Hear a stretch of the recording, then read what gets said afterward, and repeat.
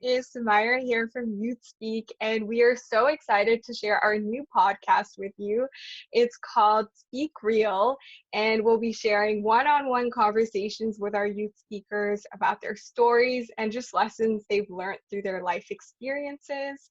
And we believe that storytelling is a powerful tool to empower youth and just give them the platform to find their voice.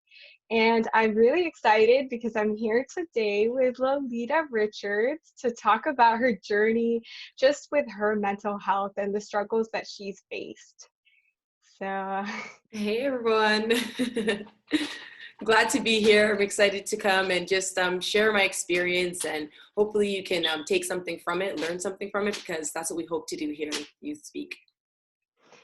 yeah, so now I find that it's really difficult at times to just use positive words to speak about ourselves. So I want to start off with an icebreaker.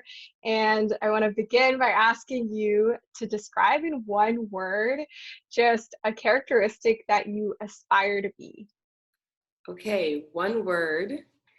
A characteristic that I aspire to be would be CEO. Oh, I Yes. like that. That's CEO. amazing. Yeah. No, I think that's so great. And just having that determination is just so needed. Definitely. Absolutely. hmm So I just really want to get into your story and just hear about what you've been through. So why don't you just tell me about your childhood? Okay, sure. I had a pretty regular upbringing, I suppose. I grew up in a small priority neighborhood. And for some people who may not know what a priority neighborhood is, it's a neighborhood that a lot of the families that live within the neighborhood are of low income. And sometimes there can be like crime and lots of and violence and things like this. So, I mean, despite this factor, I feel like I had a pretty normal upbringing. I loved hanging out with my friends. I had lots of friends, and loved going to school. That's where I felt the safest. That's where I could socialize with my friends, and I feel like I had a pretty normal upbringing. Yeah, Hmm. you used the word safest when you felt Hmm. at school. Yeah, Uh, do you think school was a really, uh, I guess, great part of your childhood? Mm. absolutely. I felt like towards once I started getting older, I felt like my household began to become a bit chaotic. And I felt like school was definitely my safe space where I didn't have to think about a lot of the things that were going on at home. I could just kind of hang out and learn, and yeah. That's really amazing that to have that. I think it definitely feels really important right now, now that we're in quarantine and so many people don't have that to go to feel safe. Definitely. Absolutely. And yeah, so I just want to know, so in your story, what do you think is one of the biggest challenges that you faced? Um, I think one of the biggest challenges that I faced was becoming homeless in high school. So in high school I became homeless, and I think that was definitely the most difficult point in my life, because a lot of those times I had to choose between having bus fare to be able to get to school and having to choose between that or lunch. So if you can imagine also supporting yourself while going through school, it was a lot. It was definitely one of my most challenging times. And I felt like in those moments I used a lot of negative coping strategies, and that's what took me down to even darker path, really.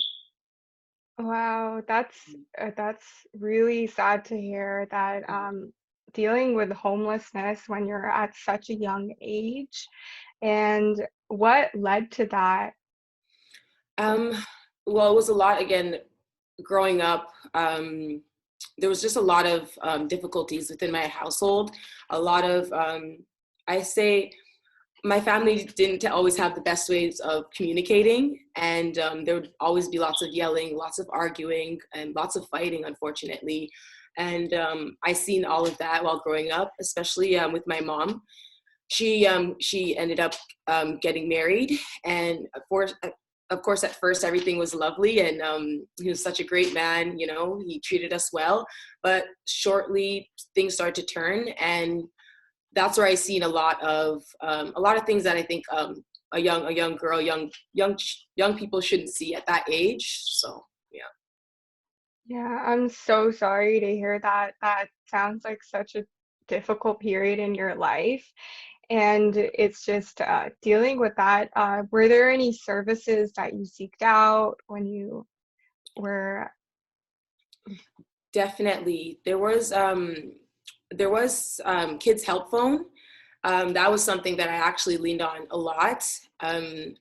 Because I felt like I just needed to talk a lot of the times. And again, because my mom was all the time, she was busy a lot of the time. I have four other siblings, so you can imagine she's busy working and you know, supporting all of us. So I didn't always feel like I could go to her when I had an issue that I wanted to talk about.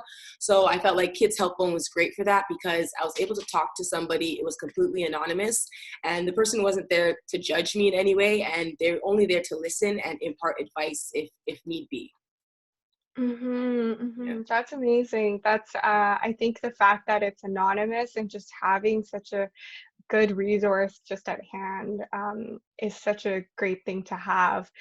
But Definitely. yeah, and during that time where you were struggling with homelessness, what are some things that you maybe did that helped you out of it? What are those steps that led you to kind of overcome this challenge? Um, Definitely, it was a series of things that really helped to pull me out of that time. But the first thing that I can say that really helped me was setting the goal of finishing high school. I felt like, again, needing being in that position and needing to be able to support myself, I obviously need to get a job, and I felt like I couldn't do school and job at the same time. So I felt like I had to Mhm. just focus on just finishing high school, even though it was difficult being displaced and not really having a support system. I just had to sort of, you know, focus and push through and just get that high school diploma. And I felt like that was just the one thing. And if I could do that, then I could set another goal and just keep going. Wow, that's amazing. Through it all, you were so motivated. I found it was during my high school that I found it difficult to just be motivated to go to class. But Exactly. Yeah, for sure. but here you are, all determined. So that kudos to you. Well, thank you. Well, definitely had something pushing me, and I think that was the driving force for sure. Just knowing that I wanted something better for myself, and knowing that it was in my hands to sort of make that happen. So, yeah. And has there been just any type of advice that you've received from somebody else that really empowered you or struck out to you? Absolutely. Throughout my journey, there's been so many people who have come and touched my life with words of wisdom. But there was one teacher that was actually really impactful. During the time that I was going through some of my most difficult times, there was a situation that happened, and I confided in her. And she expressed to me that she had gone through a similar situation. And she let me know that, you know, you have to find that love within yourself first before you can love anybody else. And that was the first time I even heard of that concept, self-love. And it really Mhm. stuck with me. And from that day, I just been trying to figure out, what does self-love mean to me? What is self-love? I've never seen it before. I don't know what it looks like. What's it supposed to sound like? I didn't know. So I feel like that was definitely one of the most impactful pieces of advice that someone has ever given me, for sure. Yeah, I think self-love is something that nowadays we hear a lot of, but growing up, it's like people tell you that, you know, you need to love yourself before you can love someone else. And it just takes so long to even understand what that means. Exactly. Yeah, I Because when definitely. we, yeah, Yeah. like, for example, I know in my personal relationships, I've had relationships in the past, and every time I never understood the concept that, oh, why can't I love this person more? It's because I have so much love in my heart. Right. But I don't know if you've experienced that. In, Definitely, and that's why it was such a large concept for me at that age. I was just figuring out what it was such a broad concept at the time. And again, I've had relationships where, again, I'm feeling like I love this person. I don't see where's the disconnect. But again, now that I'm older and I understand exactly what self-love means to me, like that's the thing too. I feel like self-love can mean so many different things just to different people. So I feel like now I've come to a better understanding of exactly what that means. And yeah. Yeah, yeah, it's so true. It does mean something so different. But what do you think it means to you now? For me now, self-love is putting your needs first and also accepting yourself the exact way you are and loving yourself exactly the way you are, not wanting to change anything about you because you were created the way you are for the exact reason, and you're beautiful just the way you are. I love that. That's amazing.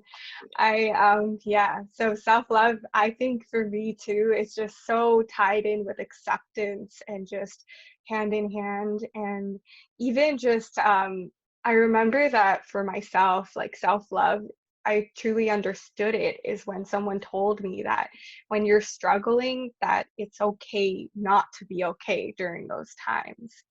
And it's such a simple concept. And then you start realizing that we put so much pressure on ourselves to be at that 100%. Absolutely. I definitely resonate with that because, again, because it was such a big concept, I felt like, of course, I love myself.